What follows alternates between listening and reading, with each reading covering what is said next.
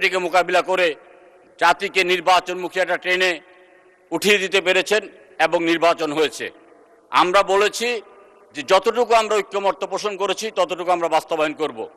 84টা প্রশ্নের মধ্যে প্রায় 68টা প্রশ্নে আমরা একমত হয়েছি।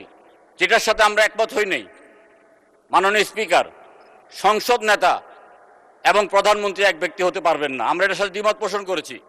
পৃথিবীর ইতিহাসে কোথাও নাই, পৃথিবীর ইতিহাসে কোথাও নাই প্রধানমন্ত্রীর মেয়াদ, আমরা সেটাও মেনে নিয়েছি। আজকে যদি আমরা বলি যে বিরোধী দলের নেতা এবং দলের প্রধান একজন হতে পারে না, আমরা যদি বলি যে চিফ হুইপ এবং দলের নেতা একজন হতে পারবেন না, সেটা কি শোভনীয় হবে? সেটা কি বাস্তবসম্মত হবে? মাননীয় স্পিকার, আমরা একদিন দেখলাম ঐক্যমত্যের কমিশনার যারা আছেন, রাষ্ট্রবিজ্ঞানী সহ অন্যরা, তারা হঠাৎ করে তারা চলে গেছেন 1 ঘন্টার জন্য মিটিং মুলতবি করে। এসে ওনারা একটা প্রস্তাব দিলেন আমাদের সামনে। আমরা ওই প্রস্তাব পেয়ে আমরা একেবারে হতভম্ব হয়ে গিয়েছি। মাননীয় স্পিকার, আমরা দেখলাম যে রাষ্ট্রপতির ক্ষমতা বৃদ্ধি করার জন্য ওনারা যেভাবে প্রস্তাব দিয়েছেন, তাতে করে নির্বাহী বিভাগকে একেবারে ঠুটো জগন্নাথে পরিণত করার জন্য।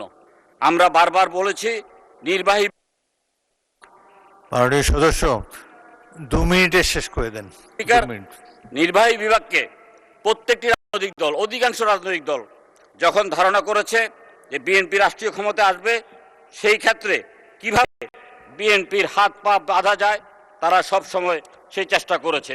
মাননীয় স্পিকার, আমি শুধু আপনাকে একটি কথা একটু পড়ে শোনাচ্ছি। মাননীয় স্পিকার, দুপুরের পরে এসে ঐক্যমত্য কমিশনের পক্ষ থেকে বলা হয়েছে প্রধান বিচারপতি নিয়োগ সহ 12টি বিষয়ে